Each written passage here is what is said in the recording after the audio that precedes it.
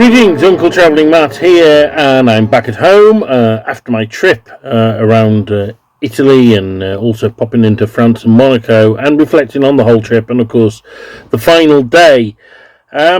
So we got up in Pierre de Pont's place in the French Alps. Gorgeous place, and we watched the Women's World Cup final, in which England would compete for the first time. We didn't win, and to be fair, the Spanish were a better side. So a bit disappointing, but they played well. And it was, aside from some dodgy internet connections, it was a good experience. Then we drove back, and we drove a different route over different mountain passes.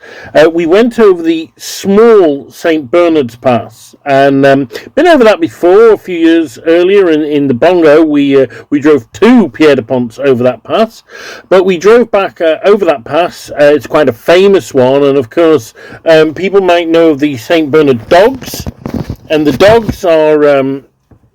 They're famous because in the winter there was a monastery up there, and they used to dispatch these dogs to look for people buried in the snow, and they had a little cask of brandy around them, so that the people could drink the brandy to be resurrected, as it were. But yeah, so went up there, and again, incredibly scenic, and the Alps feel very, very different to the mountains in Britain. They're, a lot lusher, a lot steeper, but when you get to the very top, above the snow line, they actually look quite similar to the mountains of Scotland or Wales.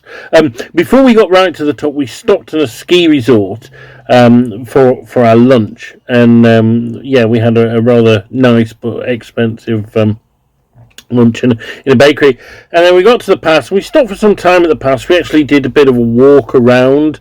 So there is the old hospice up there, and there's a chapel you can go to, and then it's the frontier of France and Italy. So there's the old frontier checkpoints, no longer used, but they're still there. And there are also tank traps and military installations because, of course, it was a frontier between enemies at one time. And I don't know about World War One, but in World War Two, yeah, they were on the same side in World War One. But in World War Two, the Italians attacked and they took the pass and went down into France.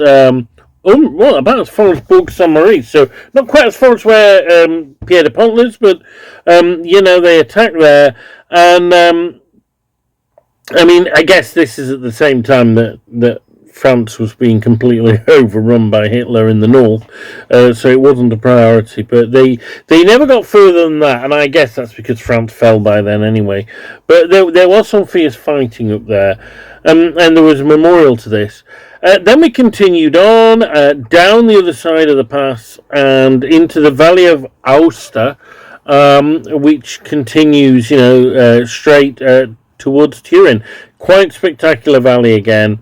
But then we got back quite late, and we slept in Pierluigi's flat. And then very early in the morning, we drove to the airport, and that was the end of our trip.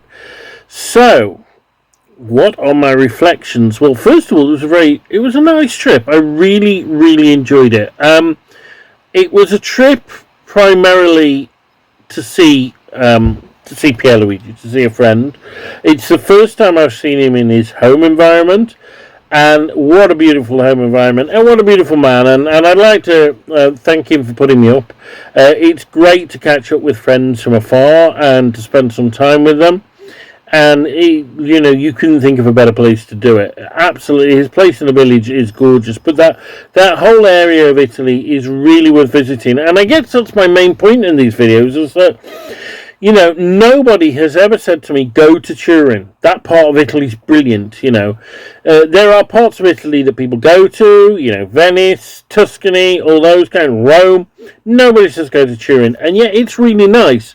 A lot better, I thought, than Milan. Which I found to be a bit dull apart from the cathedral. But Turin it's just a really charming city with lots and lots to offer. We didn't go to all the museums, and the ones we went to were really, really good. Also, Genoa. That's probably up there with one of my favourite cities ever. I like a city by the sea, and I like a city with a bit of difference in height, and Genoa had both. But a gorgeous place. Absolutely wonderful city. Didn't go to any of the museums, but I'm sure I'm sure you could spend 2-3 days there and really enjoy it. And that whole coast is fantastic. We didn't go to the Cinque Terre, which is the famous 5 villages that are very pretty, Portofino being the most famous. But, maybe that's next time. But the whole coast is gorgeous. And, of course, we went into Monaco, which was fun. I wouldn't bother going back, but I can say I've been. And like with everywhere else, it was better than I thought it would be. And the whole trip, there was some really world-class stuff. I mean, the St. Michael's Sanctuary, the Abbey on the hill is, wow, it's one of the best religious sites I've ever been to. But there's plenty more. And it was nice going over the Alpine passes as well. What I will say, hiring a car was easy, and it makes stuff so much easier. It really does. And I just come back from 2 weeks driving around Bulgaria, and that made Bulgaria so much easier than when I lived there and was restricted to public transport. And but the public transport in Italy is good, and I do like travelling on the trains. They're not very expensive, and I love the fact you could open the window of one of the trains. And that was really good. So that was that. Oh, I didn't mention on our final night, as a bit of a swan song, we went out for an evening meal, and we went to the old Fiat factory on the edge of Turin, which is a very famous one because it's got a test track on the roof. And in the Italian Job film, the Minis drive around the test track, and it's this wonderful piece of kind of Italian modernist architecture, and it's now a shopping centre. And so we went and had a meal in the Fiat factory, and actually walked up the kind of spiral driveway that leads up to the test track. It was quite fun. So that was that. Not a big holiday, not a spectacular one, but very enjoyable. Downside, eating in Italy is expensive, particularly when there's 2 of you. So, you go out for a snack and there's 40 quid gone. And so, despite the fact I didn't pay for accommodation, it was a lot more expensive than I thought it would be, and that's a shame.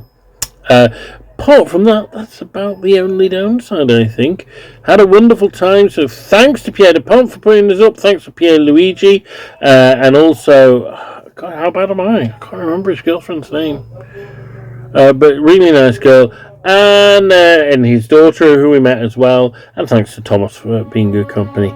It's Uncle Travelling Matt. Keep travelling.